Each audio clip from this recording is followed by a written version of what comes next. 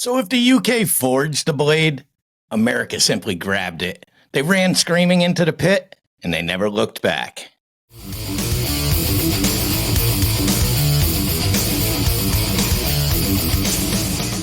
Welcome back to Headbangers History, where music doesn't just move, it absolutely destroys. In part 1, we raised the Union Jack, and we paid tribute to the UK.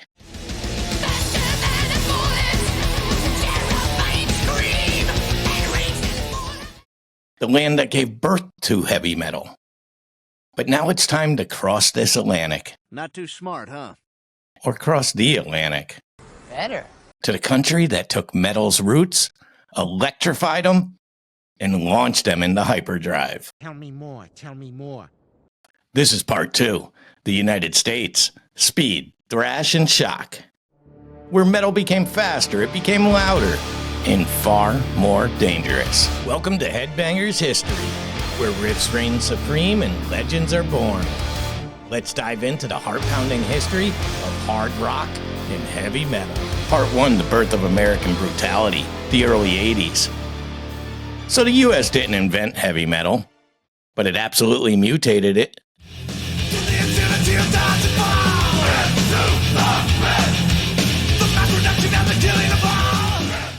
By the early 80s, British NWO BHM What's wrong with you? imports were tearing through underground tape trading scenes in places like New York, Los Angeles, and the Bay Area.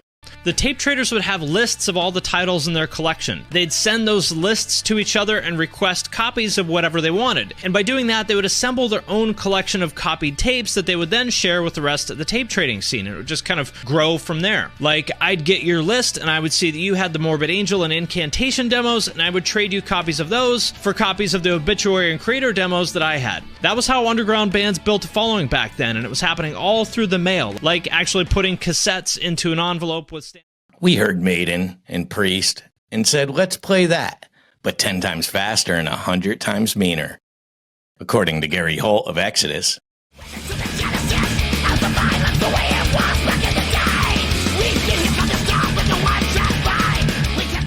But out of that chemical reaction came Metallica. They were riff architects, lyrical poets, world conquerors.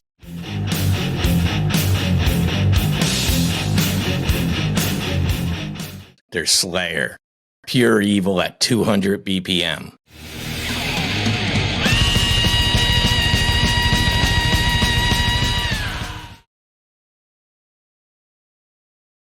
Megadeth, surgical precision meets social paranoia.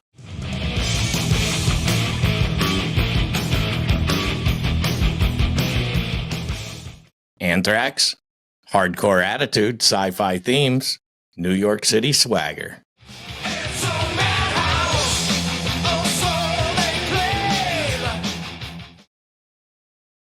The Big Four weren't just bands. They were pillars. Bay Area, East Coast, LA. So let's take a trip to the Bay Area, thrash's golden age. San Francisco's Bay Area was more than a scene. It was a metal militia. You had Exodus, Testament, Death Angel.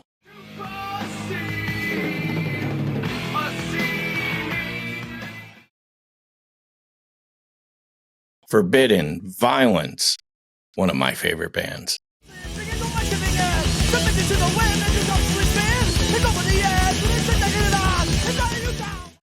Bay gods of speed and grit.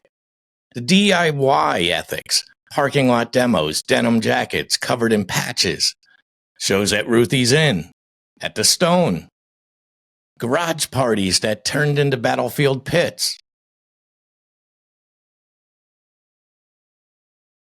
Bay Area thrash was a gang.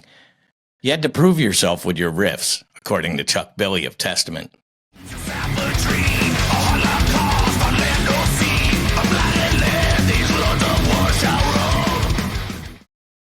Metallica's Kill 'Em All dropped in '83.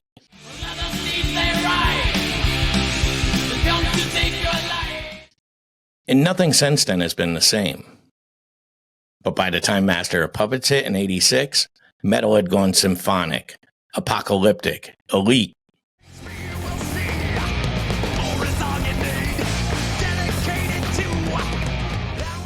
Death metal rises, Florida goes full sickness. While thrash was exploding out west, something sicker was brewing in the swamps of Florida.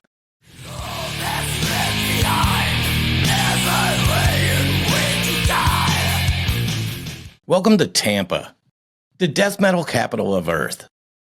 You had Death, Chuck Schuldiner.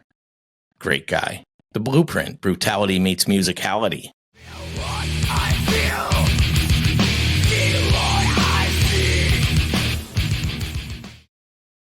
You had Morbid Angel.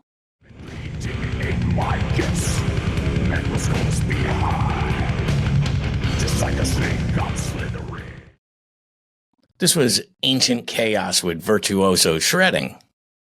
Then there's Obituary. There's Deicide. There's Cannibal Corpse. Gory, guttural, grotesque.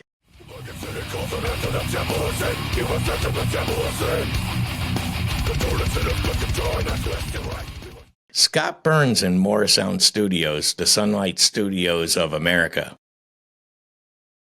Death metal was our way of saying, we've had enough. Enough rules. Enough polish. Just give us the raw.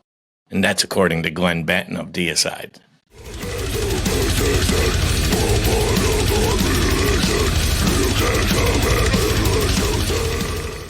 This was music as horror. Growls, blast beats, album covers banned in stores. The U.S. wasn't just playing heavy. It was digging deeper into sonic depravity. Yes, I hate that rock and roll rubbish. Now let's look deeper into the theater to shock and rebellion as America goes extreme. So beyond the underground brutality, the U.S. also pushed metal into performance art. You had Alice Cooper. This is the original shock rocker.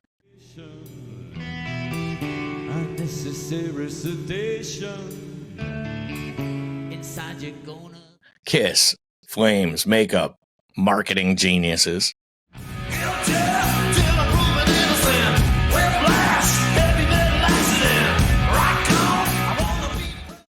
Marilyn Manson, industrial horror show for the MTV age.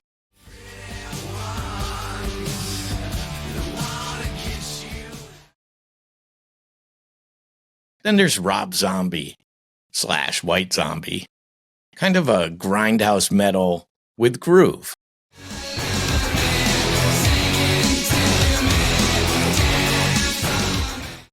Then you got Slipknot, Mass, Chaos, Absolute War on stage.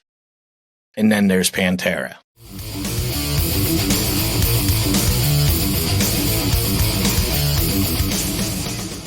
There's Southern groove metal. You like Walk, Domination, Cowboys from Hell. Dimebag Darrell's riffs, which were Southern Fried Lightning. You had Phil Anselmo, part drill sergeant, part street preacher.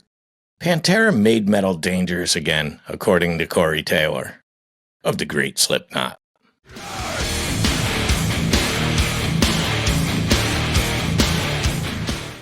By the late 90s, the U.S. metal scene was fractured, but ferociously still alive.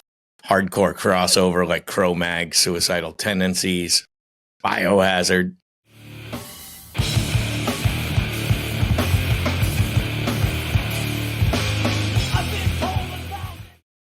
You had the metalcore boom of Lamb of God, Shadows Fall, Killswitch Engage, a band that's back.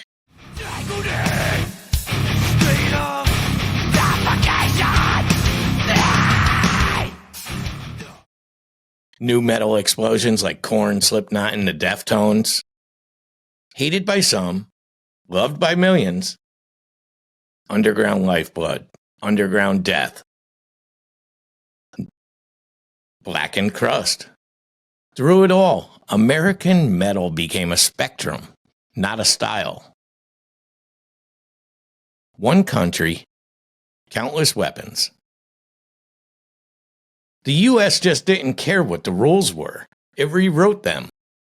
So to wrap this up, from the garage to the grave, the U.S. took metal and just simply made it unapologetically American.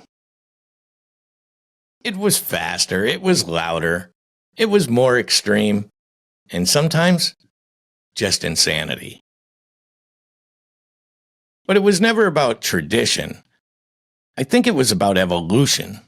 And the U.S. still breeds bands that punch through genre walls like fists through drywall.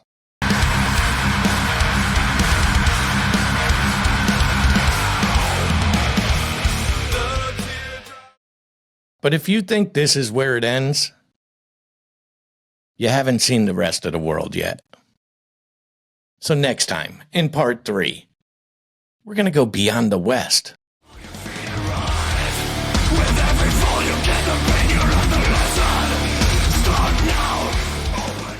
Metal's global invasion. We head to Germany, Scandinavia, South America, World domination. the Middle East, even beyond. Where metal becomes resistance, it becomes survival and a war cry. So who's your American metal MVP? Is it Metallica? Maybe Pantera? Could be Death, Slipknot. Tell us in the comments. Drop your favorite pit anthem. Share what you know or you need somebody to know. Smash that like button if you've ever screamed "Walk on Homeboy" out in public. More take. Please stop saying don't forget to like and subscribe. And be sure to subscribe. This way you don't miss the international assault in part 3. So this is Stars and Stripes, Blood and Riffs.